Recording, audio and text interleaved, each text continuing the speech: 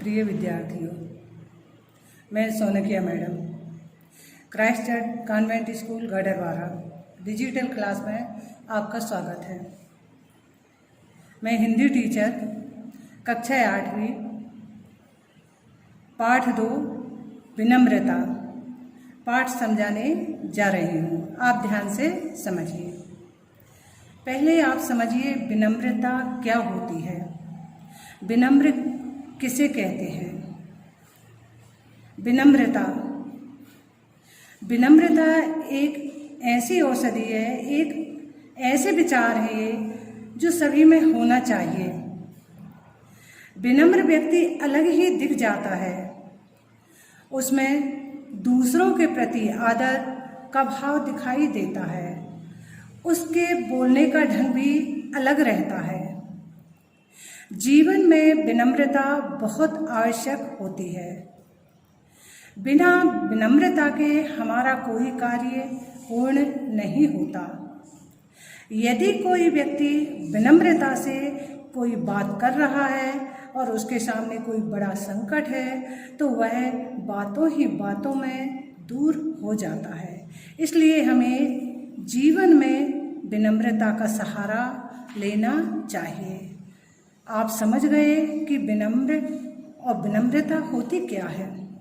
अब हम आगे समझते हैं, पाठ का सारांश समझाते हैं। अब देखिए, इस पाठ में 2 भाई बहनों के व्यवहार के विषय में बताया गया है। दोनों सगे भाई बहन रहते हैं, पर दोनों का व्यवहार अलग अलग रहता है। यहाँ पर भाई का नाम रहता है विराट और बहन का नाम रहता है विधु। विराट पढ़ने में अच्छा रहता है,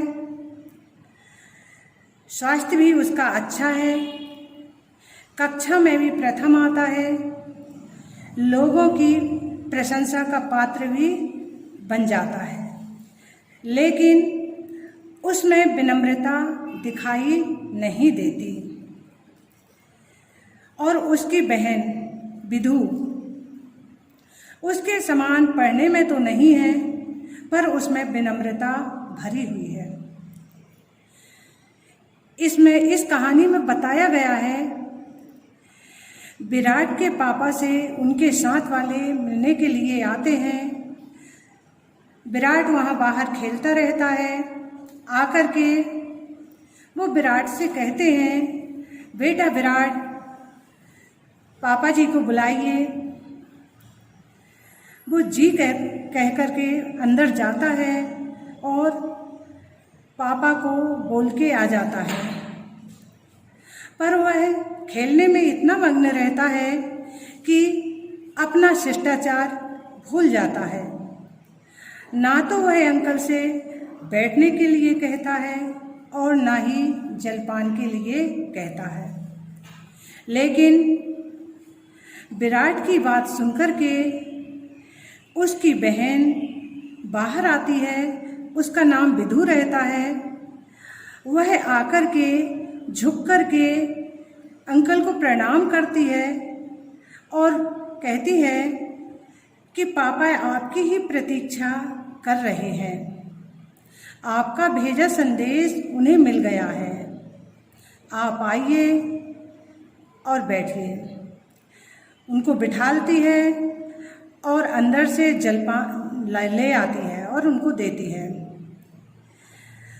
ये उसकी शिष्टता को देख करके उनका मन प्रशंसा से भर जाता है और वे मन में सोचने लगते हैं कि भाई बहन दोनों में कितना अंतर आ गया है। एक ही घर में एक ही संस्कार मिलने पर भी एक में विनम्रता भरी हुई है और दूसरा शिष्टाचार और विनम्रता से बहुत दूर है। दीनता विनम्रता नहीं होती, दीन याचक होता है, जबकि विनम्र दाता होता है। विनम्र व्यक्ति प्यार बांटता है, जुड़ाव पैदा करता है, मेल मिलाप की पृष्ठभूमि तैयार करता है। इस तरह इस पाठ में विनम्रता के विषय में बताया गया है। विनम्रता से बड़े बड़े काम कुछ ही घंटों में हो जाते हैं और जिसके पास विनम्रता नहीं होती वह पीछे जाता जाता है, वह अपना विकास नहीं कर पाता। विनम्र व्यक्ति की भाषा में विनम्रता घुली रहती है। विनम्रता चरित्र को चमकाने में भी प्रभावशाली होती है। यदि कभी यह अनुभव हो कि जिसके प्रति हम विनीत हैं वह हमारी उपेक्षा कर रहा है, हमारी विनम्रता को हमारी कमजोरी समझ रहा है, तो अपने स्वाभिमान की रक्षा करते हुए हमें उसकी चेष्टा के प्रति सजग अवश्य करें, यानी उसको सचेत कर देना चाहिए जिससे वह हमारी कमजोरी का फायदा न उठा सके। समझाने के लिए या उदाहरण के लिए एक बात और है, नदियों से कितना भी पानी समुद्र में क्यों ना आ जाए, लेकिन समुद्र में बाढ़ आते हम लोगों ने कभी नहीं देखी। नदियाँ पानी के साथ साथ जबकि जीव जंतु, पत्थर, अनेक प्रकार की भारी वस्तुएं, पेड़ पौधे बहाकर ले जाती हैं, फिर भी समुद्र अपनी सीमा में रह करके सबको अपने अंदर समा लेता है। यह सागर का अपना एक विनम्र अनुशासन होता है।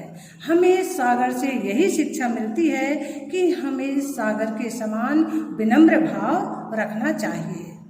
लेकिन नदियाँ छोटी रहती हैं, थोड़ा अधिक पानी होने पर वो अपनी सीमा को लांघ जाती हैं और उफान आकर के अपने किनारों को तोड़ करके आगे बढ़ने लगती हैं। उनमें विनम्रता का भाव नहीं होता। इस तरह मैंने आपको विनम्रता के विषय में बताया।